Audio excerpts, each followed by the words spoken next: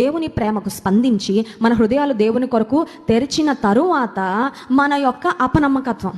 చూడండి, దేవా నువ్వు నా సర్వం అయ్యా, దేవా నా సర్వం నీకు అప్పగిస్తున్నా ప్రభా. Lord, I give you full control of my life. నా జీవితంలో ప్రతి అంశంలో నీకే, నీ అధికారానికి నేను అప్పగించుకున్నా, నా త్రోవలన్నీ నీకు అప్పగించుకున్నా, నా జీవితాన్ని నీకు సమర్పించుకున్నా అని చెప్పిన తర్వాత we all know how many times we have backslidden. కొన్నిసార్లు మన వెనకకి జారిపోయిన సందర్భాలు ఉన్నాయి.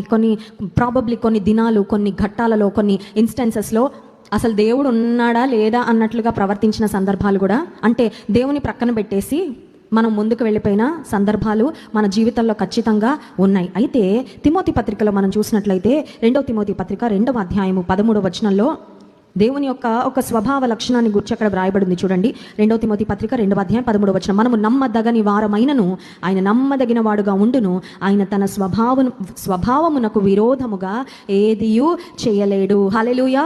Even though we are not faithful, yet God remains faithful. ఆయన లక్షణాలన్నీ శాశ్వతమైన లక్షణాలే. మనం ఒకవేళ అటు ఇటుగా ఉన్నా, మనం అప్పుడప్పుడు లోకంలోకి వెళ్ళి మళ్ళీ దేవునికి దగ్గరగా చేరుతున్నా, ఆయన తన స్వభావానికి విరుద్ధంగా ఏమీ చేయలేరు. కాబట్టి దేవుని ప్రేమకు స్పందించిన తరువాత కూడా ఆయన ప్రేమకు కొన్నిసార్లు మనం దూరం అవుతూ, ఆయన ప్రేమను మనలో ఉంచుకోకుండా కొన్నిసార్లు ద్వేషంతో, కోపంతో, అసూయతో, ఆయనకి ఇష్టం లేని లక్షణాలతో మనం ఈ లోకంలో బ్రతికినప్పటికీ దేవుని ప్రేమ మన ఎడల, గాడ్ ఇస్ స్టిల్ ఫెయిత్ఫుల్.